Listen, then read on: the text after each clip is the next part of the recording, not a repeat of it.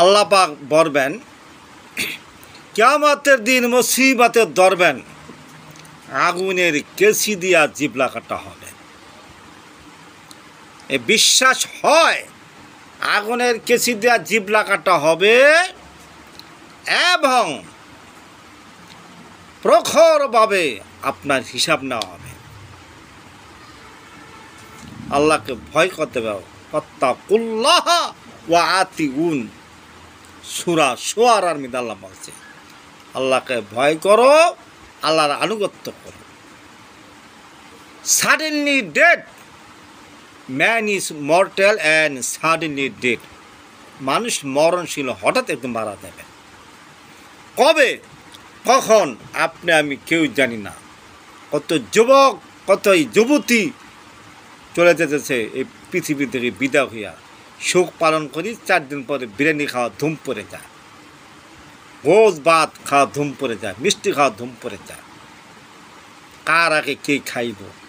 যারা একটু ভিআইপি ভালো ভালো গোস্ত দিয়া, বুনা খিচুড়ি গোস্ত ভালো ভালো ভিআইপি এদেরকে খাওয়ায়, 1 পয়সার দাম নেয়। তবে আল্লাহ পাক বলছে সূরা মাউনে, ওয়ালা ইয়াহুদ্দু আলা তুআমিল মিসকিন, তোমরা মিসকিনদেরকে খাওয়ার জন্য উদ্বুদ্ধ প্রেরণা করো।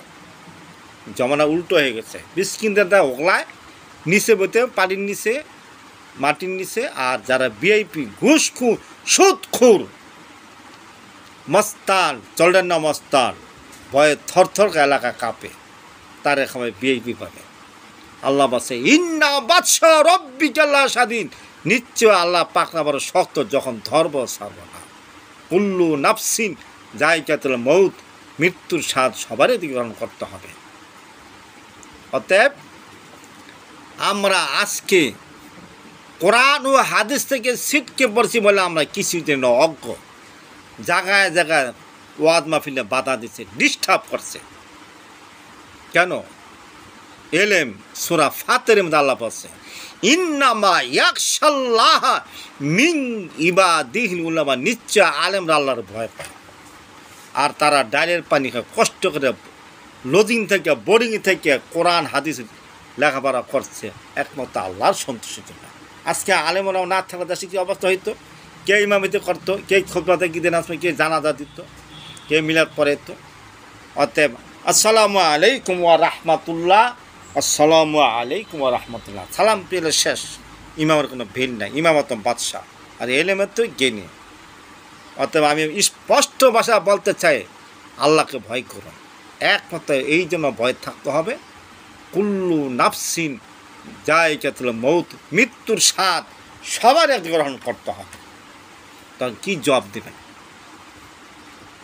আর অনেকে আমার কাছে বলে যে হুজুর কোটি কোটি টাকার মালিক, টাকা পয়সা খালি গনে আর ব্যাংকে জমা করে, নিজের রুহুরা দেয় না, অন্যরে দেয় না, কোনো রকম চলে, রাত নাই দিন নেই, টাকা টাকা টাকা। এই জন্য আল্লাহ পাক ১,৫০০ বছর আগে ওয়াজ করছেন, আল্লাহ হাকুমুত তাকাসুর হাত্তা জুরতুমুল মাকাবির, মানুষ একে অপরের প্রতিদ্বন্দ্বিতা লিপ্ত থাকে। আরও দরকার, আরও দরকার, আরও দরকার, অল কবে তো লস, বেশি লোভে তাঁতি নষ্ট হয়, চিন্তায় মগন্য আচ্ছন্ন হয়ে লাশ পর্যন্ত কবরের মধ্যে পৌঁছে যায়। এই জন্য আল্লাহ পাক বলছে যে বিসমিল্লাহির রহমানির রহিম, ওয়াইলুল কুল্লি হুমাযাতিন লুমাযাতিন ইল্লাযী জামাআ মালান ওয়াদ্দাদা ইয়াহসাবু আন্না মালাহু আখলাদা কাল্লা লা ইনবাদান্না ফিল হুতামাতি ওমা আদরাকা মাল হুতামা নারুল্লাহি মুকাদ্দাতু আল্লাতী তাত্তালি'i আলাল আফিদা ইন্নাহা আলাইহিম মুসাদাতুন ফি আমাদিম মুমাদ্দাদা। আল্লাহ সূরা হুমাযার মধ্যে বলছে, এই সূরাতে মক্কি, ধ্বংস হোক ওই ব্যক্তি যে মানুষের সামনাসামনি ধিক্কার দেয়, তাই না? ধিক্কার দেয় এবং কি বলে, এবং পিছনে পিছনে তাকে মানুষ নিন্দা করতে থাকে। অনেক আছে টাকা পয়সার মালিক, অমুক সমুক ফাল্লা গরম দেখায়, হ্যাঁ, কিন্তু তারে আসসালামু আলাইকুম ওয়া রাহমাতুল্লাহ সালাম দেয়, তোমার প্রতি আল্লাহ রহমান শান্তি বসে, কিন্তু অন্তরটা ভালো জানে না। He is a criminal, he is a সন্ত্রাস, হি ইজ এ পলিটিক্স, তাই না? অতএব এই জন্য বলছে যে পিছন থেকে তাকে কিল ঘুষিতার নিন্দা করতে থাকে, এবং কি সে যে টাকা পয়সা জমায় বারবার গণনা করতে থাকে। এই জন্য বলছে, কি বলা হচ্ছে আল্লাহ, কাল্লা লা ইয়ালামুনা ফিল হুতামাত, এরা কখনো জান্নাতে যাবে না, তারা যাবে হোতামাতে, জাহান্নামে যাবে, ফিহা খালিদিনা জাহান্নাম। অতএব বি কেয়ারফুল, সতর্ক থাকতে হবে। আপনি যে টাকা পয়সা মালিক হলেন, পয়সা কিনে কামাইলেন, তাই কী লাভ হইল? নিজেও খাইতেলেন না, অপরে খাইতেলেন না। আপনার উচিত ছিল, আল্লাহ পাক বলছে সূরা বাকারা মধ্যে বলেছে, অমিম্মা রাযাকনাহুম ইউনফিকুন, আমি যা দিয়েছি তা থেকে তোমরা গরিবের দান করো, মসজিদ মাদ্রাসা যাও, তাহলে তোমার কোনো সমস্যা হবে না। অনেক আছে টাকা পয়সার মালিক, দেখা যাচ্ছে কি চিন্তা ভাবনা করে সংসারে কাজে লাগামো, নাতি নাতনির অসহায় আছে, আপনজন আত্মীয় স্বজন বন্ধু বান্ধব এদেরকে দিব আমি। দেখেন না আরবের মধ্যে ১,৫০০ বছর আগে উসমান রাদিয়াল্লাহু আনহু, তিনি অনেক টাকার মালিক ছিলেন, সমস্ত টাকা পয়সা তিনি গরিবের মধ্যে বন্টন করেছে। সুবহানাল্লাহ, সহিহ হাদিস দ্বারা প্রমাণিত। অনেকে বলতো যে ওসমান রাদিয়াল্লাহু আনহু উনি কিপটা, এত টাকার মালিক, বাড়িতে দিয়েছি টিম টিম করা বাতি জ্বলে সন্ধ্যার পর রাইতে। তিনি বলছে যে আল্লাহ বলছেন না যে যারা অপচয়কারী কোরআনে আছে তারা হলো শয়তানের অনুসারী। তাহলে তিনি বুঝে শুনে চলতেন যে আমি অপচয় করবো, আল্লাহ জব্দি করতে হবে। একটা হাদিস মনে পড়ে গেল, ওমর রাদিয়াল্লাহু তেজস্বিনাত অদদেশের বাদশাহ, তিনি রাষ্ট্রীয়ভাবে অনেক সময় বাড়িতে বিভিন্ন প্রসেসিং কাজকর্ম করতেন। যদি কেউ তার সাথে দেখা করতে যাইতো, তখন দেখতাম বাতি মোমবাতি আঙ্গাইয়া তিনি রাষ্ট্রের কার্যক্রম কাজ করছেন। তখন পার্সোনাল জরুরি কথা থাকলে তিনি বাতি নিভাই দিতেন, তারপর কথা বলতেন। আমিরুল মুমিনিন অন্ধকারে বসে যে কথা বলতেছি, দেখো ইন্নাল্লাহ সারিউল হিসাব, নিশ্চয় আল্লাহ হিসাব নেবেন, যারা পরিমাণ আল্লাহ পাক হিসাব নেবেন। অতএব এখন আপনার সাথে পার্সোনাল কথা বলতেছি, বিভিন্ন জরুরি কথা, কিন্তু এটা রাষ্ট্রের মধ্যে পড়ে না, যার ফলে আমি বাতি অফ করে আপনার সাথে কথা বলতেছি, 5 মিনিট হোক 10 মিনিট হোক, আল্লাহর কাছে জবাবদিহি করতে হবে। সুবহানাল্লাহ। এই ছিলেন ওমর, এই ছিলেন তারা দেশপ্রেমিক, আল্লাহ। আর আমরা রাষ্ট্রপতি হইলে, প্রেসিডেন্ট হইলে হিসাব নিকাশ নাই। আজকে প্রধানমন্ত্রী অমুক সফরে যাবে, আগে থেকে ঘোষণা দেওয়া হয়, বাসি ফুয়োতে যায়, কয়েকশো গাড়ি থেকে বিমান যায়, খাবারের জন্য আইটেমের জন্য বিভিন্ন প্রসেসিং রাষ্ট্রীয়ভাবে খরচ হয়, এবং যারা নেয় তারাও খাওয়ায়। কিন্তু এই জন্য আল্লাহর কাছে জবাবদিহি করতে হবে। ওমর দাওয়াত দিয়েছিলেন মিশরের বাদশাকে, তখন প্রয়োজনে দাওয়াত দিয়েছে, তখন সকাল নাস্তা খাওয়া শুরু করলেন, রুটি, শুকনা রুটি আর কোনো রকম বাজি বুজি আছে, কোনো রেওয়াত আছে হালকা তরকারি। এখন বিসমিল্লাহ খাওয়া শুরু করলো, ওমর খেতে লাগলেন। তো মিশরের বাদশাহ বললেন যে হবে না, আপনি কিন্তু অর্ধেক খেয়ে ফেলছেন, আমি কিন্তু এখন তো বিসমিল্লাহ কিনে খান না কেন? আমি তো বুনা গোস্ত ছাড়া বিভিন্ন আইটেম ছাড়া খাইতে পারি না। এই জন্য তো আপনাকে দাওয়াত দেওয়া হয়েছে পরীক্ষার জন্য। আপনার ব্যাপারে আমার নলেজে ছিল, আপনি একজন মিশরের বাদশাহ, একজন মুসলমান আল্লাহওয়ালা লোক। এখন আমি প্রমাণ করার জন্য আপনাকে দাওয়াত দিয়েছি না। আল্লাহ আমাকে কিয়ামতের ময়দানে আমাকে জিজ্ঞাসা করা হবে, অমুকের কান কথা শুনে তুমি কেন এই কথা বলতে গেলে, যে আমি অর্ধদেশের বাদশাহ আমিরুল মুমিন হয়েছে, আল্লাহ আমাকে ওয়াস্তাবাকুম বাছাই করছেন। আমি ইনশাল্লাহ আল্লাহর সন্তোষের জন্য পর্যাপ্ত জন্য কাজ করি, দিনের কাজ করি। আমি কিন্তু একখান দেখা রুটি বিসমিল্লাহ বলে খাই, পানি দিয়ে ভিজাই খাই, বা যা পাই তাই দিয়ে খাই, কিন্তু আমি বুনা মাংস, উমুকের মাংস, কবুতরের খরিনা মাংস আমি খাই না। তা আল্লাহ আমাকে ধরবে। তখন অনুতপ্ত হয়ে বারবার মিশরের বাদশাহ ক্ষমা চাইলেন। এই ছিলেন তারা, পৃথিবীর বাদশাহ। সুবহানাল্লাহ।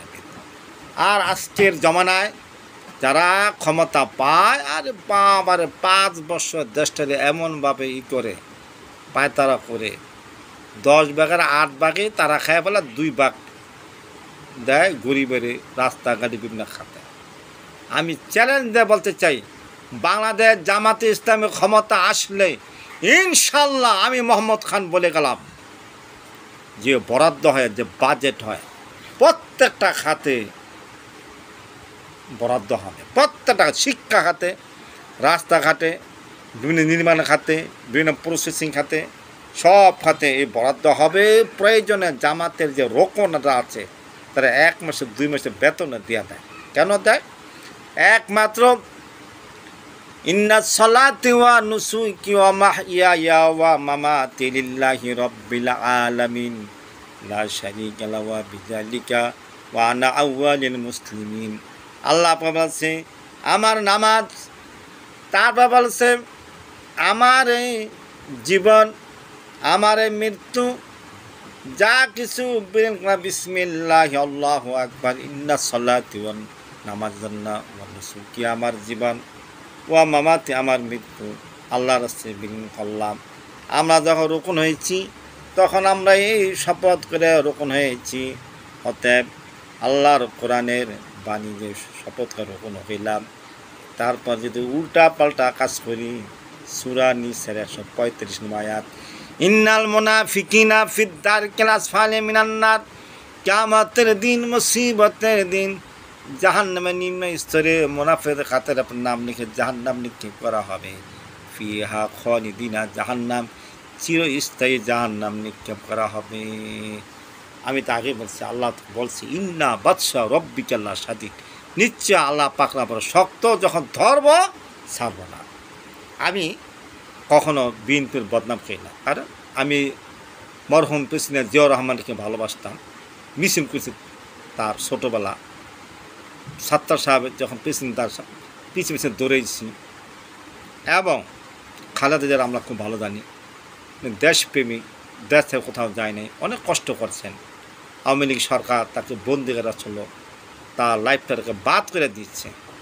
তারিক জিয়া আলহামদুলিল্লাহ প্রিন্সের মতো চেহারা, একদম খুব সুন্দর সুদর্শন একজন হ্যান্ডসাম বয়, তাকেও এই দেশে আইতে দেয় না। আমরা দুঃখ করি। এখন আমরা শুধু আল্লাহর সন্তোষের জন্য বাংলাদেশ জামাত ইসলামী করি, রোকন হয়েছি, দায়িত্বশীল কাজ করি। যদি আপনারা ক্ষমতা আসেন বিএনপি, আমাদের আমির বলেছে, আমরা বলি আপনাদেরকে সাদরে স্বাগতম জানাবো, আপনারা 5 বছর দেশ চালান। আর যদি জামাত ইসলামী ক্ষমতা আসে, আমরা যেন 5 বছর সুসজ্জিতভাবে, সুন্দরভাবে, সুন্দর কাঠামো দেশ চালাতে পারি। আপনারা গিফনি হেল্প সহযোগিতা করবেন, তাহলে দেশ ডেভেলপ হয়ে যাবে, উন্নত হয়ে যাবে, দেশে আর পিছনের দিকে তাকাবে না। অতএব দেখা যাচ্ছে বিয়া শাদী হইলে তৃতীয় ব্যক্তিরা ঝগড়া করে, ফাসাদ করে। অতএব বিএনপি কিছু লোক আছে, আনাচে কানাচে, মারামারি, কাটাকাটি, হানাহানি, চান্দাবাজি নিয়ে ব্যস্ত। এইগুলো দমন করতে হলে রাষ্ট্রনায়ক সামনে ভবিষ্যতের তার জিয়াকে করতে হবে। আপনি যদি কঠিনভাবে এদেরকে দমন করতে পারেন, দেখবেন আই ওয়ান্ট এ পিসফুল, শান্তি ফিরাবে ইনশাল্লাহ। তবে আপনাদের বিরুদ্ধে আমার কোনো বদ নাই। আমরা একমাত্র আল্লাহ রাজি খুশি করার জন্য বাংলাদেশ জামাত ইসলাম কাজ করি। অনেকে বলে হুজুর জামাত ইসলাম না গেলে পাপ হবে না, জামাতের নাম নেবেন না। ইন্না দীনা ইনদাল্লাহিল ইসলাম, ইসলাম হল আল্লাহর মনোনীত জীবন বিধান। ইসলামের কাজ করতে হবে, দিনের কাজ করতে হবে, দিন হিসেবে আল্লাহর আনুগত্য করা। যে যেটা করুন, মুসলমান হিসেবে দিনের কাজ করতে হবে, ইসলামের ভিতরে পরিপূর্ণ থাকতে হবে। কোরআন হাদিস দিয়ে চালাতে হবে। অলাম্মা ইয়াহকুম বিমা আনজালাল্লাহু ফাউলাইকা হুমুল কাফিরুন। আল্লাহ নিজে বলছে সূরা আল-কারীমের মধ্যে, যারা কোরআন হাদিস সংসদে বিল পাস করা, কোরআন আইন মতো দেশ চালানা, তারা কাফের। ওয়ালাম্মা ইয়াহকুম বিমা আনজালাল্লাহু ফাউলাইকা হুমুল কওমিজ জালিমিন, তারা জালেম ফাসিকুন, তারা ফাসিক। আল্লাহর কথা যদি দুনিয়ার মধ্যে বাস্তবায়ন না করে, কোরআন হাদিস দেওয়া সংসদে পার্লামেন্টে পাস না করায়, আল্লাহ বলছে ইন্না বাদশা রব্বিকা লাশাদীদ, আল্লাহ পাক আবার শক্ত। ইন্নাল্লাহা সারিউল হিসাব, আল্লাহ অবশ্যই হিসাব নেবেন।